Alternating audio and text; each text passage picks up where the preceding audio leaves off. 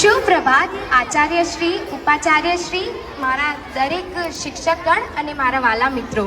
મારું નામ ક્રીના પટેલ. હું ધોરણ 7ની વિદ્યાર્થીની. આજે માતૃભાષા દિવસ ઉપર તમને સૌને કશું કહેવા માંગુ છું. ચંદ્રકાંત બક્ષીએ કહ્યું છે કે જ્યાં સુધી ગુજરાતીઓના ડાઇનિંગ ટેબલ પર ગોળ કેરીનું અથાણું અને છાશ છે ને, ત્યાં સુધી ગુજરાતી ભાષા જીવંત છે. અરે આજે કવિઓ અને લેખકોના લખાયેલા વર્ણનો સાંભળીએ ને તો શિયાળાની કડકડતી ઠંડીમાં પણ વાદળાઓની ગડગડાટ સંભળાવા લાગે છે, ભીની માટીની સુગંધ આવવા લાગે છે. એવા નરસિંહ મહેતા, પ્રેમાનંદ, અખો, મેઘાણી જેવા ઘણા બધા કવિઓ અને લેખકોએ આપને અખંડ ગુજરાતી સાહિત્ય આપ્યું છે, જેના આપણે વારસદાર છીએ. અરે આજે ગુજરાતી ભાષાની પ્રગતિ તો જુઓ તમે. અમેરિકાના ચૂંટણીના બુલેટિન પેપર પર પણ ગુજરાતી અનુવાદ છે.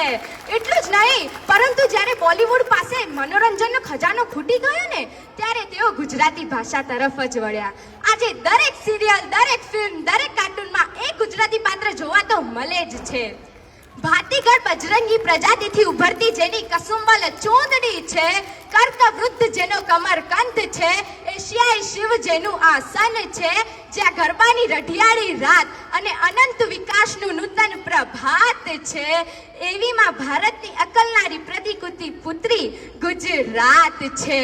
સિંહની ગર્જના જેવી મીઠી સુગંધ પ્રસરાવનારી, અખુટ્ટ શબ્દોથી શોભતી એવી મારી ભાષા ગુજરાતી. ગર્વ થાતો મને એક ગુજરાતી હોવા પર. ગુંજશે સદાય માતૃભાષા મારી. જય જય ગરવી ગુજરાતની, જય જય ગરવી ગુજરાતની. ધન્યવાદ.